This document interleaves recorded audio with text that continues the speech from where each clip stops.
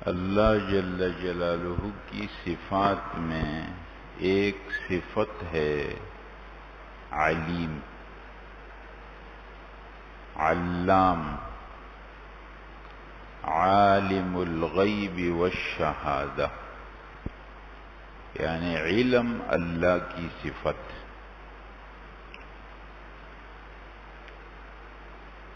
اللہ جل جلالہ کا علم کائنات کے ذرے ذرے کو محیط ہے۔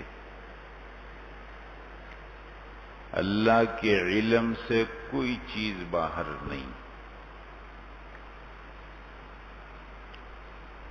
ایسا نہیں ہے کہ کائنات کی کوئی چیز ہو اور اللہ کو معلوم نہ ہو۔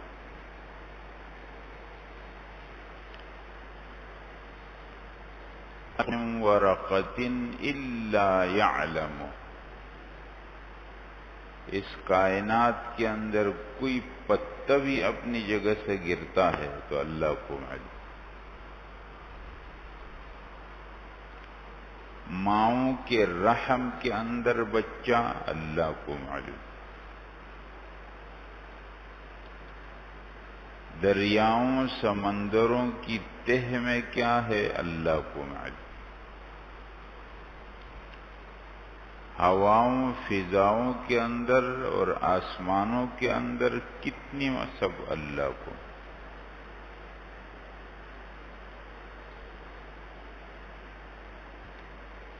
انسانوں کے دل میں چلنے والے ارادے اللہ کو معلوم۔ کوئی چیز ایسی نہیں ہے جو اللہ کے علم سے باہر۔ ہر چیز پر عالم۔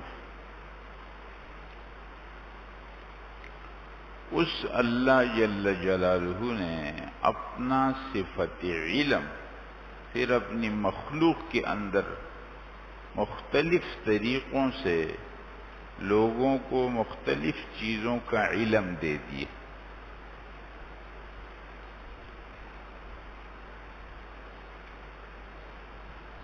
پھر اس علم کے اللہ جل جلالہ نے مختلف طریقے بنا دیے۔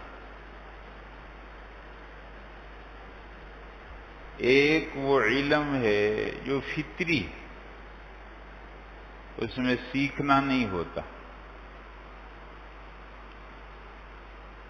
ماں کے پیٹ سے بچہ پیدا ہو گیا، اس کو رونا سکھا دیا۔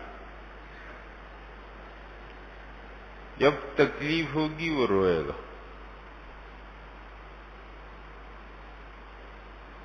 بچے کو یہ سکھا دیا کہ جب تم کو بھوک لگے تو ماں کے پستان پر منہ لگاؤ، وہاں سے تم کو دودھ ملے گا۔ جانوروں کے بچوں کو یہ بات سکھا دی کہ تم اپنی ماؤں کے پستانوں پر، اور پرندوں کو یہ کہا کہ اپنے ماؤں کے چونچ میں چونچ دے دینا تو تمہاری خوراک کا انتظام ہو۔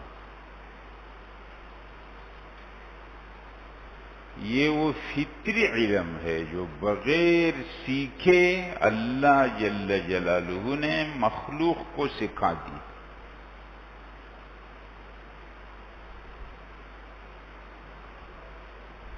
یہ فطری علم۔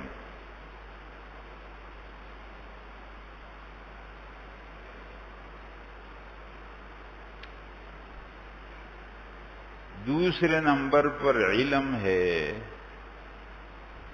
جو اللہ جل جلالہ نے حواس سے دیا ہے، آنکھیں دی ہیں، اس سے دیکھ کر معلوم کرتے ہیں، کان دیے اس سے سن کر معلوم کرتے ہیں، ناک دی ہے اس سے سونگھ کر معلوم کرتے ہیں، زبان دی ہے اس سے چکھ کر معلوم کرتے ہیں، اور باقی جسم دی ہے جس سے چھو کر کے معلوم۔ یہ وہ علم ہے جو حواس سے معلوم۔ اس علم کے اندر انسان اور جانور دونوں برابر. انسان بھی دیکھ کر معلوم کرتا ہے اور سارے جانور اور پرندے جس میں بھی جان ہے، حیات ہے، جس کو حیوان بولتے ہیں. حیوان کا معنی جس کے اندر حیات ہے، زندگی ہے جس کے اندر. تمام جانور وہ اپنے حواس سے معلوم کرتے ہیں. اس لیے علم جو حواس سے حاصل ہو اس علم کو شعور کہتے ہیں. شعور انسانوں کے پاس بھی ہے، شعور جانوروں کے پاس بھی. علم کا تیسرا طریقہ جو اللہ جل جلالہ نے دیا ہے وہ انسانوں کے پاس ہے، جانوروں کے پاس نہیں ہے. وہ ہے علم عقل سے. عقل سے وہ علم حاصل ہوتا ہے جو انسان نے دیکھا نہیں، سنا نہیں، سونگا نہیں، چکا نہیں، چھوا نہیں، لیکن جن چیزوں کے بارے میں ہوا ہے ان کے اوپر قیاس کر کے معلوم کر. ایک قصہ ہو گیا، جانور صرف اسی قصے کو دیکھ کر معلوم کرتا ہے. انسان سوچنا شروع کرتا ہے، اچھا ایسا کیوں ہوا، آئندہ اس کا کیا نتیجہ نکلے گا. وہ چیزیں جو نظر نہیں آ رہی ان کے بارے میں سوچ شروع ہو جائے. یہ علم اللہ جل جلالہ نے انسان کو دیا ہے، عقل والا علم. یہاں پر آ کر کے عام انسانوں کی بات ختم ہو گئی، لیکن مسلمانوں کا یہ کہنا ہے کہ اللہ جل جلالہ نے علم کا ایک اور راستہ بھی دیا، علم کا ایک اور طریقہ بھی ہے، اور اس طریقے کو وحی کا علم کہتے. ہاں، اس میں انسان اپنی طرف سے نہیں کرتا ہے بلکہ وہ علم اللہ جل جلالہ کی طرف سے اس کو دیا ہے.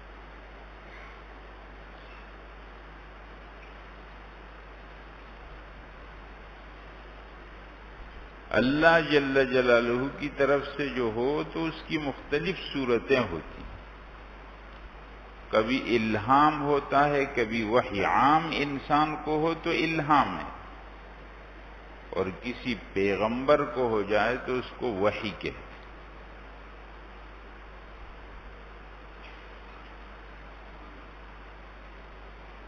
دنیا کے جو لوگ ہیں جن کو کافر کہا جاتا ہے وہ لوگ وحی کے علم کو نہیں مانتے. وہ کہتے ہیں علم یا وہ ہوگا جو ہمارے تجربے سے ہم کو حاصل ہوگا یا ہماری عقل میں آئے گا. جو ہمارے تجربے میں نہ آئے اور جو ہماری عقل میں نہ آئے ہم اس کو نہیں مانتے.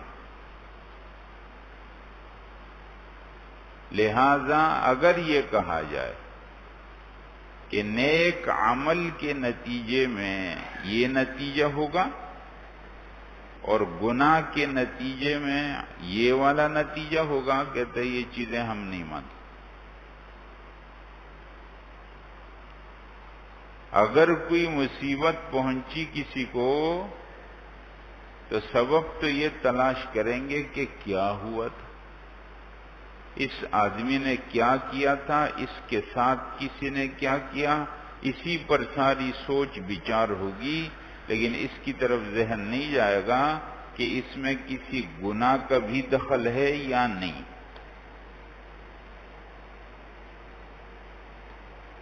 اور جب کسی آدمی کو کوئی مصیبت پہنچے گی تو سبب تو بیان ہوگا کہ کتنے پیسے لگائے جائیں کہ یہ والی مصیبت ہٹ جائے، کس آدمی کی مدد حاصل کی جائے کہ یہ مصیبت ختم ہو جائے. لیکن اس طرف ذہن جائے کہ اللہ کی طرف رجوع کیا جائے، توبہ کیا جائے، اللہ سے مدد حاصل کی جائے اور اس میں کوئی نیک عمل کر کے اس مصیبت کو ختم کرنے کی کوشش کی جائے، کہتے ہیں نہ، یہ کیا بات ہے؟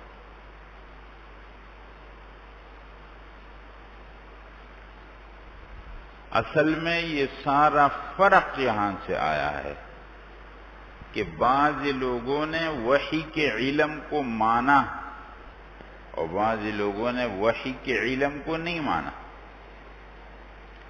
وحی کے علم کو جس نے مانا وہ مسلمان ہے، اور وحی کے علم کو جس نے نہیں مانا وہ کافر ہے۔ کافروں کا یہ کہنا ہے کہ ہم علم صرف اس کو مانتے ہیں جو ہمارے بار بار کے تجربے میں آئے یا ہماری عقل میں آ جائے، اور بس یہ دو طریقے ہیں۔ یہ دونوں سے ہٹ کر کوئی تیسرا طریقہ ہو کہ نہ ہمارے مشاہدے میں آیا ہے اور نہ ہماری عقل میں آیا ہے، اور آپ کہیں کہ نہ ایسا ہے، تو ہم اس علم کو نہیں مانتے۔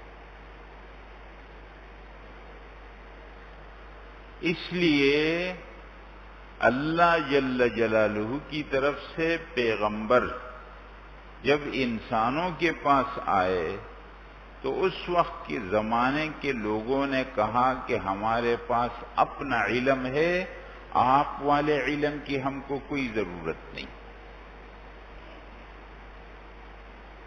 فَلَمَّا جَاءَتْهُمْ رُسُلُهُمْ بِالْبَيِّنَاتِ، جب پیغمبر لوگوں کے پاس اللہ کی طرف سے بہت واضح باتیں لے کر کے آئے، فَرِحُوا بِمَا عِندَهُمْ مِنَ الْعِلْمِ، لوگ اسی علم پر اتراتے رہے، تکبر کرتے رہے، غرور کرتے رہے جو ان کے پاس اپنا والا علم تھا، تجربے والا اور عقل والا، اور پیغمبر کی اس بات کا انکار کر دیا بلکہ اس کا مذاق اڑایا۔ کیوں؟ پیغمبر نے جو بات کی وہ نہ ان کے تجربے میں تھی نہ ان کے عقل میں، وہ غیب کی بات تھی۔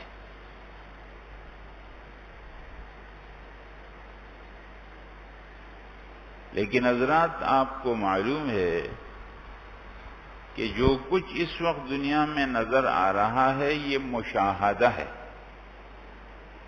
اور جو کچھ نظر نہیں آتا وہ غیب ہے، اور یہ غیب کسی زمانے میں جا کر مشاہدہ ہو جاتا۔ جتنا غیب ہے نا ایک وقت میں مشاہدہ ہو جاتا۔ اس لیے جب پیغمبروں نے بات کی اپنے زمانے کے لوگوں کو تو وہ ایک زمانے کے اندر غیب تھا، ان لوگوں نے انکار کر دیا، لیکن کچھ عرصے کے بعد پیغمبر کی بات سامنے آ گئی، مشاہدہ ہو۔ فَلَمَّا رَأَوْا بَأْسَنَا، پیغمبر نے بتایا تھا کہ اگر تم نے اللہ کے حکم کی نافرمانی کی، بغاوت کی اللہ کے حکم کو، تو تم پر اللہ کا عذاب آئے گا۔ تو مذاق اڑانا اللہ کا عذاب۔ ہم لوگ اتنے طاقتور لوگ ہیں، ہمارے گھروں کو دیکھو اور ہمارے پاس مال کو دیکھو، ہمارے پاس لوگوں کی تعداد کو دیکھو، ہمارا کون کیا بگاڑے گا؟ جب اللہ کا عذاب اپنی آنکھوں سے دیکھا اور سمجھ آیا اب تو پکڑے گئے، اب تو بچنے کا کوئی راستہ نہیں، تو کہنے لگے آمنا باللہ وحدہ، ہم ایک اللہ پر ایمان لیں، وکفرنا بما کننا بہ مشرکین، اور جو ہم اللہ کے ساتھ اوروں کو خدا بناتے تھے نا کہ یہ بڑا طاقتور ہے، وہ بڑا طاقتور ہے، وہ سب کچھ کر سکتا ہے، یہ جو ہم کہتے تھے آج ہم اس سے بیزار ہیں، نہیں کوئی نہیں، ایک اللہ ہے۔ اللہ جواب دیتے ہیں فَلَمْ يَكُ يَنْفَعُهُمْ إِيمَانُهُمْ لَمَّا رَأَوْا بَأْسَنَا، ہمارے عذاب کو دیکھنے کے بعد، مشاہدے کے بعد جو ایمان لائے، اس ایمان نے ان کو کوئی فائدہ نہیں کیا، اس لیے کہ وہ ایمان غیب پر نہیں ہوا، وہ ایمان مشاہدے پر ہوا۔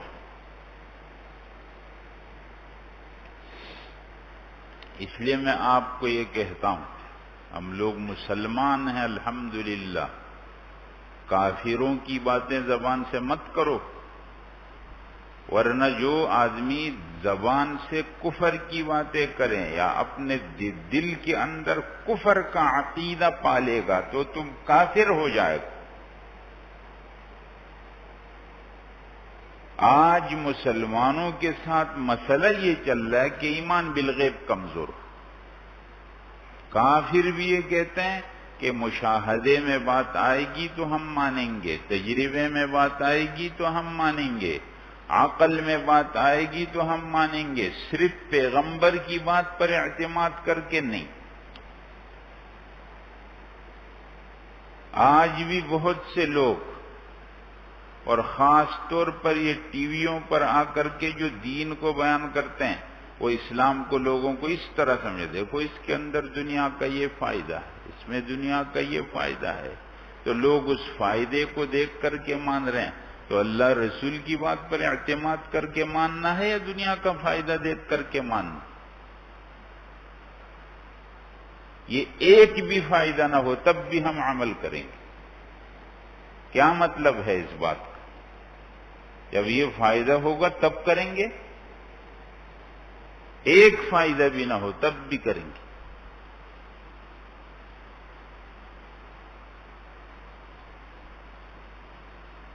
مسواک میں یہ فائدہ ہے، مسواک میں یہ فائدہ، بات کی باتیں ہیں بھائی۔ پہلے یہ بتاؤ مسواک رسول اللہ صلی اللہ علیہ وسلم کی سنت، فائدے تو خود ہو جائیں گے۔ نماز پڑھو گے تو یہ فائدہ ہو جائے گا، سر سجدے میں رکھو گے تو خون کا دوران نیچے جائے گا، اوپر آؤ گے تو یہ فائدہ ہو جائے گا۔ یہ فائدے بات کی باتیں بھائی، ہم اللہ کے بندے ہیں اور ہم کو حکم ہے نماز پڑھنے کا۔ کسی نوکر نے آج تک اپنے مالک سے یہ پوچھا ہے کہ اچھا آپ نے جو مجھ کو بتایا فلانا کام کرو، پہلے فائدہ تو سمجھو؟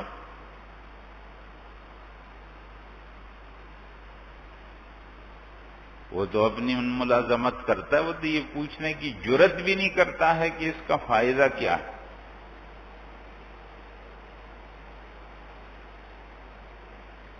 اللہ جل جلالہ کی باتوں، وحی کی باتوں پر یقین ہونا چاہیے۔ میں آپ کو یہ بتا رہا تھا حضرات کہ کل علم جو آئے گا اور اس علم کے اوپر آدمی کا یقین آئے گا، تو وہ علم کتنے طریقے کا ہو گیا؟ یا تو فطرت سے، وہ تو سب چیزوں کے پاس ہے۔ ایک وہ علم ہے جو حواس سے آئے گا، دیکھنا، سننا، سونگنا، چکھنا، اس سے آئے گا، اور ایک وہ علم جو عقل سے آئے گا۔ یہ سب چیزیں مشاہدے اور عقل کے اندر۔ کیا اس مشاہدے سے باہر اور اس عقل سے باہر بھی کوئی چیز ہے یا نہیں ہے؟ اس کو ہم لوگ کہتے ہیں غیب۔ اللہ جل جلالہ کو مشاہدے والی چیزوں کا بھی علم، اور اللہ جل جلالہ کو غیب کی باتوں کا علم۔ عالم الغیب والشہادہ، اللہ تعالی غیب کا عالم بھی ہے، مشاہدے کا عالم بھی، اور اللہ جل جلالہ نے وحی کے ذریعے سے اپنے پیغمبروں کے پاس وہ چیزیں بھیجی ہیں اور وہ باتیں بتائی ہیں جو انسانوں کے مشاہدے سے باہر ہیں اور انسانوں کی عقل سے باہر۔ میں آپ سے یہ سوال کرتا ہوں کہ جو لوگ اب تک پیدا نہیں ہوئے اس دنیا میں اور وہ آئندہ پیدا ہوں گے، وہ اس وقت کہاں ہیں؟ اور جو لوگ اس دنیا سے مر کر رخصت ہو چکے اور ہم نے ان کو قبرستانوں میں دفن کر دیا، وہ لوگ کہاں چلے گئے؟ اور انسان کہاں سے آیا، کہاں جائے گا، اور اس کے بیچ میں جب ہے تو اس کو کیا کرنا؟ یہ تین وہ سوالات ہیں، دنیا کی کسی یونیورسٹی میں اس کا جواب نہیں۔ تعلیم کی بڑی بڑی ڈگریاں ہو جائے، بولے تین سوال کا جواب تو دے دو۔ میرا سوال ہے بنیادی، جو انسان کہاں سے آیا، کہاں جائے گا، اور بیچ کے اس جگہ میں اس کو کیا کرنا ہے؟ صرف کھانا ہے، پینا ہے، سونا ہے اور مر کر کے پھر جانا ہے، بس؟ تو ایسا تو جانور بھی کرتا۔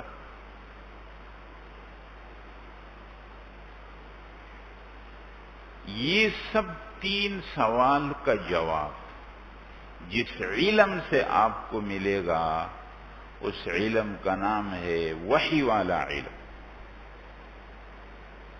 اس لیے وحی کے علم سے کوئی آدمی مستغنی نہیں ہو سکتا۔ وحی کا علم ہر انسان کو اپنی اپنی ضرورت کے مطابق جاننا فرض۔ رسول اللہ صلی اللہ علیہ وسلم نے فرمایا، طلب العلم فریضۃ علی کل مسلم، ہر مسلمان پر علم کی طلب یہ فرض۔ یہ تو جاننا ضروری۔ وحی کا علم، وحی کا علم کیا ہے؟ حضرات ان باتوں کو سمجھ لو اچھی طرح۔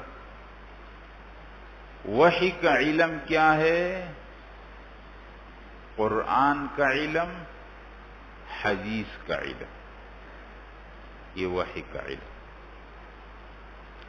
پیغمبر پر جو بات آئی وہ وحی ہے، پیغمبر پر جو بات آئی الفاظ معنی دونوں اللہ کی طرف سے، وہ قرآن ہے۔ معنی اللہ کی طرف سے اور الفاظ رسول اللہ صلی اللہ علیہ وسلم کے، وہ حدیث، دونوں وحی۔ قرآن اور حدیث کا علم یہ وحی کا علم۔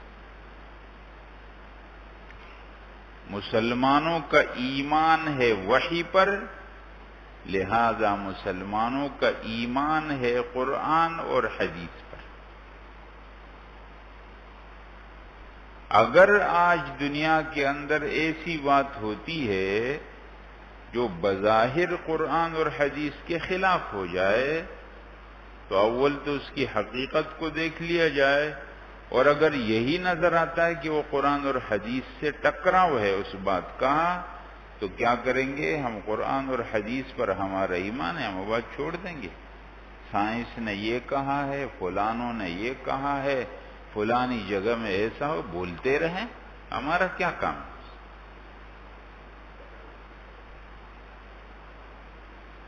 برسوں فلاسفی کی چنا اور چنی رہی، چنا اور چنی رہی۔ کہتا ہے فلسفی آدمی جو ہے نا، زمانے برس گزر گئے اس کے، کبھی کہتا ہے یوں ہے، کبھی کہتا ہے یوں ہے، کبھی کہتا ہے یوں ہے، کبھی کہتا ہے یوں ہے۔ برسوں فلاسفی کی چنا اور چنی رہی، لیکن خدا کی بات جہاں تھی وہیں رہی، نہیں بدلتی۔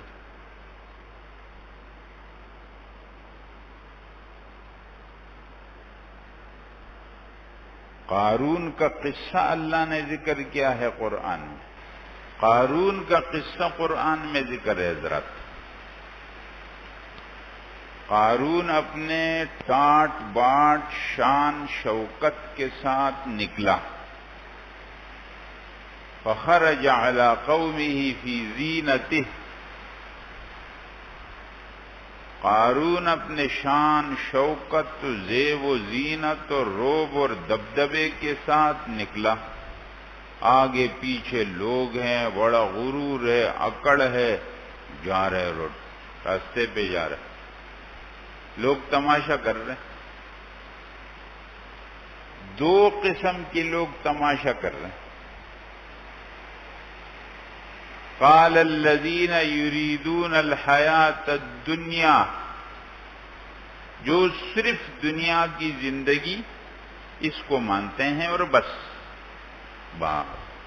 اگر یہاں کسی کے پاس مال زیادہ ہو گیا تو کہا کامیاب، مال کم ہو گیا تو کہا ناکام. سارا ترازو ان کا دنیا اور پیسہ ہے. دنیا میں کسی کا نام ہو گیا تو کہا بڑا خوش قسمت آدمی ہے، اور دنیا میں کچھ نہیں ہو تو کہا ایسے بدقسمت محروم قسم کا آدمی ہے، بدنصیب قسم کا آدمی. ایسے ہی لوگ تھے جو اس نظر سے ہر چیز کو دیکھتے ہیں، یہ والا چشمہ لگاتے، ہر چیز میں دنیا والا چشمہ لگا کر کے اس کو دیکھتے ہیں. جب قارون جا رہا تھا نا اپنے شان و شوکت کے ساتھ، اور وہ لوگ اس کا تماشا کر رہے تھے، تو کہنے لگے یا لیت لنا مثل ما اوتی قارون انہ لذو حظ عظیم، کاش کہ ہمارے پاس بھی ایسا ہوتا، بڑے نصیب والا آدمی. دوسرا نظر دو، وقال الذین اوتوا العلم، اور ان لوگوں نے کہا جن کے پاس وحی کا علم، جن کے پاس وحی کا علم تھا، کہنے لگے ویلکم ثواب اللہ خیر لمن آمن وعمل صالحا، ایمان اور عمل صالح اس ٹاٹ بانٹ سے بہتر. نظر آیا؟ دنیا کے ظاہر مشاہدے اور عقل کو ماننے والوں نے کہا یہ ٹاٹ باٹ بہت بہتر ہے، اور جن کے پاس وحی کا علم تھا انہوں نے کہا ایمان عمل صالح اس سے بہتر. دو باتیں ہو گئیں. اب سن لو حضرات، کل کو یہ منظر تبدیل ہوگی. آج تو وہ قارون یوں جا رہا تھا نا زمین کے اوپر، اپنے روب اور دبدبے، شان اور شوکت کے ساتھ زمین پر جا رہا تھا، اور لوگ تماشا کر رہے تھے، اور مشاہدے اور دنیا کو ماننے والوں کا کتنا نصیب والا، کاش کہ ہم اس جیسے ہوں. اور وحی کا علم رکھنے والوں کا نا ایمان عمل صالح اس سے بہتر ہے. اب سن لو دوسرا منظر، فَخَسَفْنَا بِهِ وَبِدَارِهِ الْأَرْضِ، ہم نے قارون کو، اس کے محل کو زمین کے اندر دھنسایا. آج قارون زمین کے اوپر نہیں، زمین کے اندر جا رہا. سمجھے بات؟ منظر تبدیل ہو گیا. اب جنہوں نے کہا تھا کل کہ ایمان اور عمل صالح بہتر ہے، وہ کہہ رہے آج بھی یہی کہہ رہے تھے. ان کی بات کل بھی یہی تھی، آج بھی. اور جو دنیا کو دیکھ کر کے، مشاہدے کو دیکھ کر کے بات کرتے تھے، کل کہنے لگے یا لیت لنا مثل ما اوتی قارون، کاش کہ ہم اس جیسے ہوتے، بڑے نصیب والا. آج کہتے ہیں لولا امن اللہ علینا لخسف بنا، اللہ کا فضل ہو گیا کہ ہم اس جیسے نہیں ہیں، ورنہ ہم بھی آج دھن سے جاتے. بات تبدیل ہو گئی نہیں تبدیل ہو گئی؟ کل کہہ رہے تھے کاش ہم اس جیسے ہوتے، آج کہنے لگے کہ شکر ہے کہ ہم اس جیسے نہیں ہیں. اور جو وحی کا علم رکھنے والے لوگ تھے انہوں نے کل بھی کہا تھا کہ ایمان اور عمل صالح بہتر ہے، اور آج بھی ایک.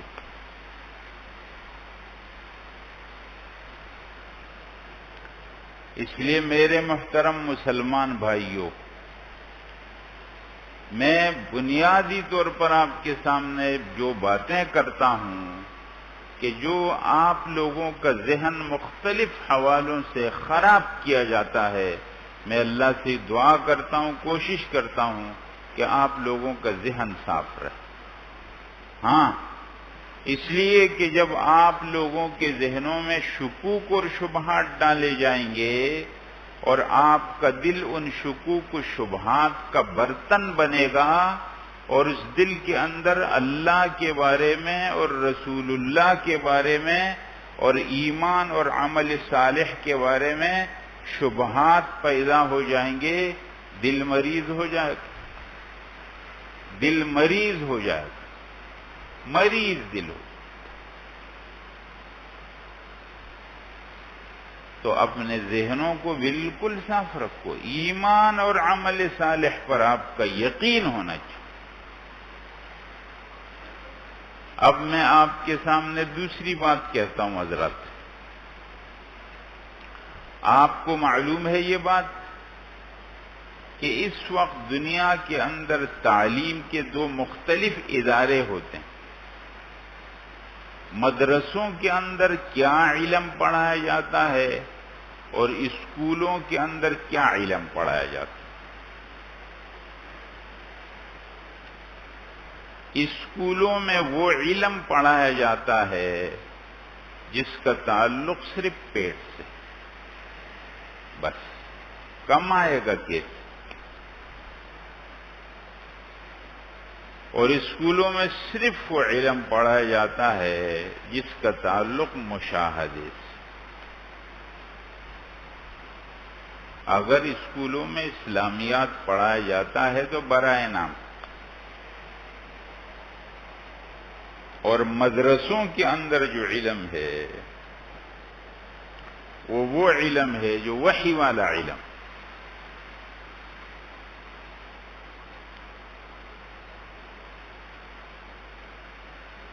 اسکول میں بچوں کو پڑھایا جائے، میں اس بارے میں نہیں بات کرتا ہوں کہ میں اس کی مخالفت کرتا ہوں، پڑھایا جائے لیکن اس شرط پر پڑھایا جائے کہ ان کا وحی والے علم پر اعتماد رہے، وہ اپنے اس تعلیم کے ساتھ مسلمان بھی رہیں۔ جس اسکول کے اندر، کالج کے اندر، یونیورسٹی کے اندر مسلمان بچہ جا کر کے اللہ رسول سے، دین سے متنفر اور بیزار ہو جائے، ہمارے نزدیک ایسے اسکول، کالج، یونیورسٹی میں پڑھنا ناجائز، اور اپنے بچوں کو بغیر معلومات کے ایسی جگہوں کے اندر تعلیم دلوانا، یہ اپنے بچوں کا قتل ہے ہمارے نزدیک۔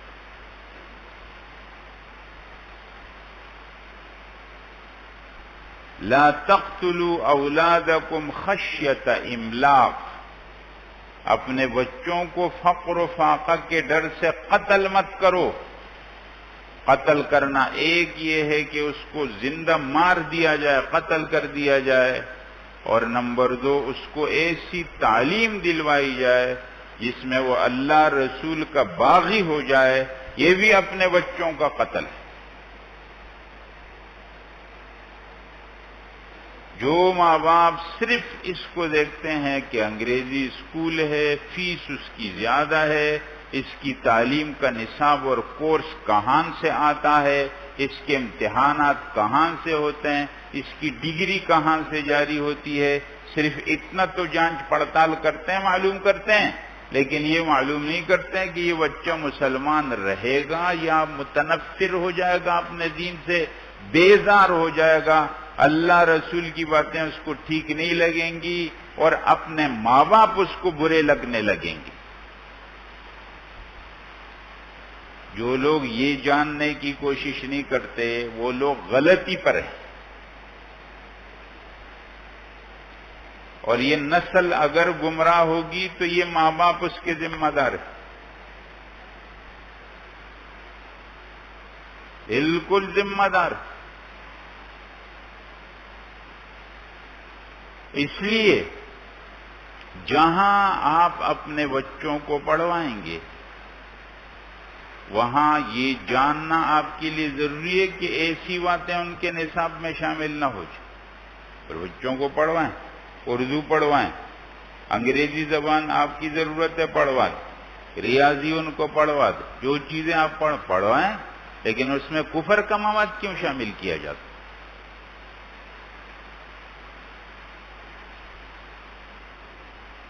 کراچی کے ایک اسکول میں اسلامیات کے نصاب وہ کورس لکھا غالباً کسی عیسائی عورت، اسلامیات کا نصاب لکھا کسی سے، اس میں لکھا ان کے محمد نے 9 شادیاں کی. بچے گھروں میں جا رہے ہیں بات چیت، اپنا ایمانی غیرت کو نہیں مارنا ہے. تعلیم کے نام پر بے غیرت بننے کی اجازت نہیں ہے. ظاہری ٹیپ ٹاپ کے نام پر مسلمانوں کی غیرت کو اور ایمان کو خرید لیا جائے، اس کی اجازت نہیں ہے. اس لیے جیسے کسی اسکول کے اندر اگر آپ کے بچے کی پڑھائی ٹھیک نہ ہو اور آپ کا یہ حق بنتا ہے کہ آپ جا کر اس اسکول کے ذمہ داروں سے معلوم کریں کہ پڑھائی کیوں ٹھیک نہیں ہو رہی، کیا وجہ ہے.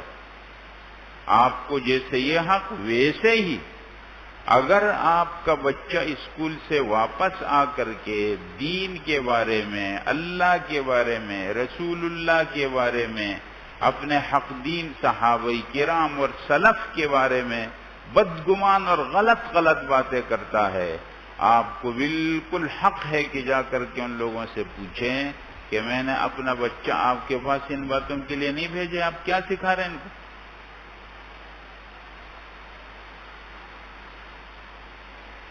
مسلمان بچی سر پر دوپٹہ رکھ کر کے جاتی ہے، کہتے ہیں اجازت نہیں ہے.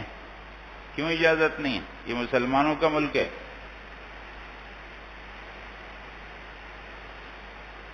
جب کوئی مسلمان ذرا سی بات کرے کہتے دیکھو دین میں زبردستی نہیں ہے. یہ زبردستی کہاں سے آ گئی؟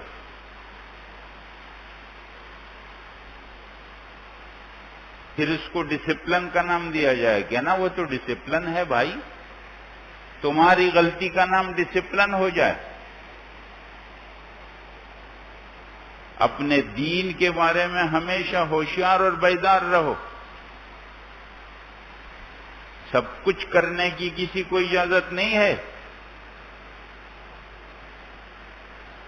میں آپ کو یہ کہہ رہا ہوں کہ مدرسوں میں جو وہ تو وحی کا علم ہے صاف. آپ آ جاؤ اپنے بچوں کو دیکھ لو، یہاں پر ان کو قرآن پڑھایا جائے، قرآن کے الفاظ سکھائے جائیں گے، الف با سے بات شروع ہو جائے گی، پھر وہ قرآن کے الفاظ سیکھیں گے، پھر وہ قرآن کا معنی سیکھیں گے، رسول اللہ صلی اللہ علیہ وسلم کی باتیں ہوں گی، پھر قرآن اور حدیث کی زبان عربی ہے تو عربی ان کو سکھائی جائے گی. تو اس میں لوگوں کو کیا اشکال؟ کیوں اتنا آسمان اٹھایا ہوا ہے زمین؟ کیا پریشانی ہے اس میں؟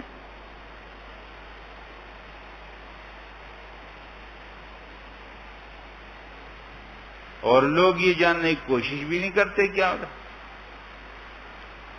میں آپ سب حضرات کو کہتا ہوں بلا تفریق اور بلا استثناء، میں ہر مسلمان کو دین کا طالب علم دیکھتا ہوں اور دین کا طالب علم سمجھتا ہوں. ابھی جو ہماری مجلس چل رہی ہے، میں اس میں تقریر کی نیت نہیں کرتا ہوں، یہ آپ کو معلوم ہونا چاہیے. جو میں آپ کے سامنے میں صرف تقریر کی نیت نہیں کرتا ہوں، میں تو اس کو ایک علمی مجلس سمجھتا ہوں. میں چاہتا ہوں کہ علم کی باتیں آپ کے سامنے آ جائیں، اور آپ لوگ صرف تقریر سننے نہیں آتے، آپ لوگ علم کی باتیں سیکھنے آتے. تو آپ لوگ اس وقت سب دین کے طلبہ علم ہیں. آپ لوگ اسی نیت سے آپ لوگوں کو آنا چاہیے. رسول اللہ صلی اللہ علیہ وسلم، اب علم کے فضائل انشاءاللہ اگلی مجلس میں آپ کے سامنے بیان کروں. رسول اللہ صلی اللہ علیہ وسلم فرماتے ہیں جو علم کے راستے پر چلے گا اللہ جل جلالہ اس کے لیے جنت کا راستہ آسان کر دے. یہ تو جنت کا راستہ، ہم کو تو اطمینان ہے. تو اسی اطمینان کے ساتھ دین کا طالب علم سب کو بننا چاہیے۔ اللہ جل جلالہ سب کو